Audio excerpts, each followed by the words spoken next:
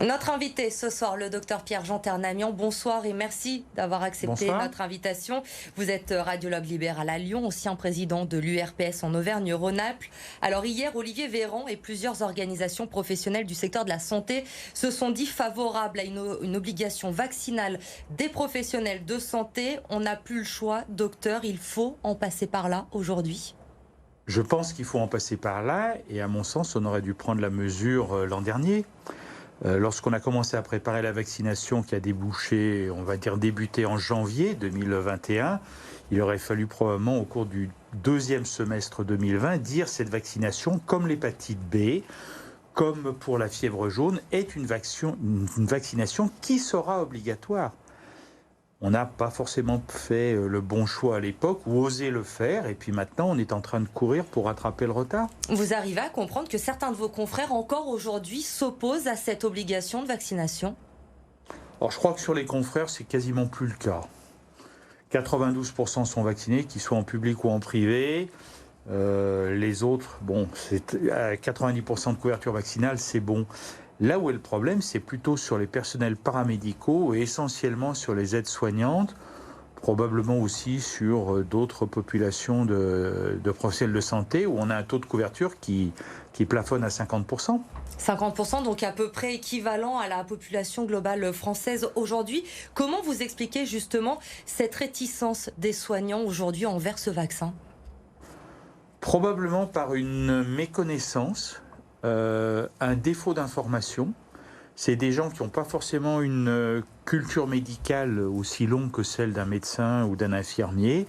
Et on peut comprendre pour certains qu'ils n'aient pas eu les explications. Et puis rappelez-vous, on a quand même vécu AstraZeneca.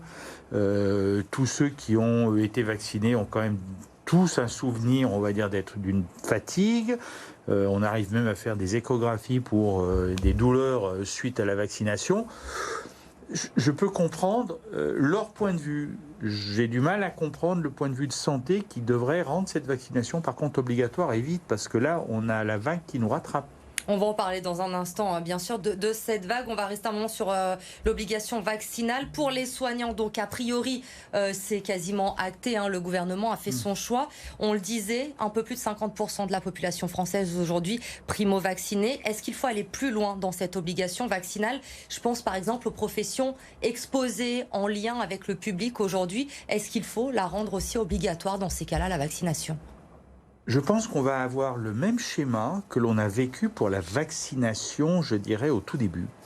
Où au début, c'était les médecins, les personnels soignants dans les hôpitaux, puis ensuite on l'a élargi aux forces de l'ordre, aux pompiers, et vous allez voir, pour accéder au vaccin, et je suis persuadé que l'on va avoir la même démarche pour l'obligation vaccinale qui va être faite de façon progressive. La question c'est, est-ce qu'on choque, on va dire dans le sens, comme si vous avez un arrêt cardiaque, est-ce qu'on choque la population en lui disant vous devez, et c'est une obligation dorénavant pour vous faire vacciner, et on a peut-être une chance d'obtenir un taux de couverture à 90%, et on sera peut-être sorti d'affaire, à moins d'avoir un variant très agressif, ou on continue d'être dans la mesurette, et on va dériver, et je ne suis pas devin, mais la quatrième vague, elle pointe du museau. Vous parlez de mesurettes. Justement, plusieurs leviers pourraient être activés pour inciter à se faire vacciner.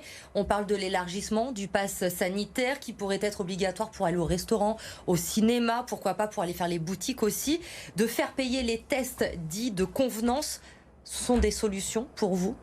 Alors, faire payer les tests de convenance, oui. Quand vous vous promenez, on va dire, dans les rares moments où on a pu sortir de France et aller à l'étranger, le Français qui se retrouvait confronté, il payait son test à l'étranger. Pourtant, on est dans l'Union européenne. Bon, on fait actuellement payer les étrangers, c'est un prix qui est relativement faible. Je pense qu'effectivement, le test de convenance, ça serait bien mieux de les obliger à se faire vacciner. Et étendre le pass sanitaire, c'est une bonne idée? Bien sûr.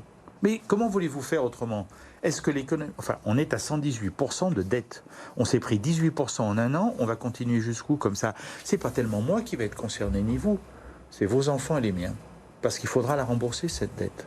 Celui qui nous sort « je ne rembourse pas », j'ai du mal à le croire. Donc il faut prendre des mesures très vite.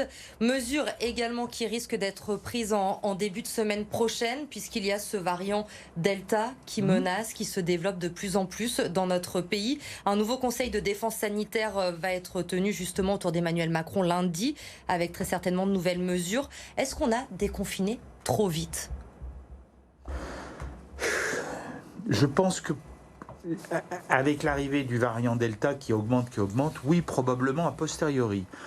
Remettez-vous dans la situation il y a 2 mois, tout le monde en avait marre, tout le monde était prêt à craquer. Par contre, il y a 2 choses. Il faut bien se rappeler que lors de la première vague, au printemps, en mars 2020, nous avions l'exemple italien de la Lombardie, nous n'en avons pas tenu compte et on a payé le prix fort, que ce soit les Lombards ou les Français. Et là, actuellement, on a un modèle expérimental qui s'appelle la Grande-Bretagne, avec un variant Delta qui monte en flèche, avec un taux de vaccination 20 points supérieur au nôtre. Et je pense qu'il faut vraiment suivre, je pense qu'ils le font, mais vraiment à la loupe, ce qui se passe au niveau de l'évolution, on va dire, des cas en Grande-Bretagne. Ça va nous donner un léger préavis pour peut-être aller accélérer le mouvement. Et de prendre des mesures donc avant qu'il ne soit trop tard. Oui. Justement, demain soir, les boîtes de nuit vont pouvoir rouvrir en France. Ça vous inquiète? C'est un risque pris par le gouvernement de maintenir cette date de réouverture? Oui, je pense qu'à moins d'avoir un masque, ce qui est quand même pas simple dans une boîte de nuit, on est plutôt à touche-touche. Oui, je pense que c'est une erreur. Mais ils sont en train de mourir sur pied. Il y en a déjà pas mal qui ont dû passer, on va dire, en faillite. Comment faire? Il fallait peut-être être beaucoup plus incitatif sur la vaccination et sur le pass sanitaire, mais c'est toujours la même chose, c'est que la France est un pays de Gaulois, on va dire, qui râle et qui... Et où refuse. il est difficile d'imposer des choses, on l'a bien vu, notamment pour cette vaccination. La 4e vague, vous l'évoquiez, pour vous aujourd'hui, elle est inévitable? Elle est forcément inévitable. À quelle hauteur est la vague? Je ne sais pas. Est-ce que la digue qu'on est en train de construire avec une vaccination qu'on essaye d'accélérer péniblement, enfin je rappelle quand même qu'il y a 25% des plus de 70 ans qui ne sont toujours pas vaccinés. C'est ceux-là qui vont aller en réa. Tant qu'on ne va pas soit les chercher, soit qu'on le rend obligatoire, ou qu'on ne communique pas, on va dire, les capacités, on va dire, d'aller les pêcher, on va dire, via les listes de la CNAM, c'est toujours un risque. Et puis, vous avez une population d'adolescents dont on voit bien, enfin, moi je suis venu en métro, j'ai bien vu ce qui se passait dans le tramway et au centre commercial à côté, en face de l'hôtel de région, on a des risques là. Avec un variant Delta qui est beaucoup plus contagieux, on le dit, on le répète. Vous évoquiez justement de savoir à quoi va ressembler cette vague. Avec le taux de vaccination actuel, on sait que le nombre de cas, il va augmenter avec ce variant. Est-ce qu'on peut espérer tout de même que les formes graves soient moins nombreuses pendant l'été et du coup éviter des hôpitaux à nouveau sous tension? Elle sera possiblement moins nombreuse parce qu'on a quand même 50% de vaccination à la louche. Enfin non, en première dose. En première dose. Première dose. Le problème, c'est que vous avez toujours ce plafond de verre, on va dire des gens de plus de 70 ans, et c'est ceux-là qui vont aller en réa. Et on sait maintenant qu'avec un variant Delta, les populations jeunes peuvent aussi y aller. Et on est toujours à 25-28% de vaccination, 30% peut-être. Maintenant, ça augmente péniblement tous les jours. Donc je ne suis pas persuadé qu'on ne se retrouve pas en phénomène de tension. Et un phénomène de tension qui sera artificiel, pourquoi? Parce que si la vague nous rattrape, on va dire fin juillet, début août, c'est le moment où beaucoup de personnel de santé, y compris dans les hôpitaux publics, parce que c'est eux qui sont en première ligne, les services de réa, et ils sont quand même majoritairement dans les hôpitaux publics, ils auront moins de personnel.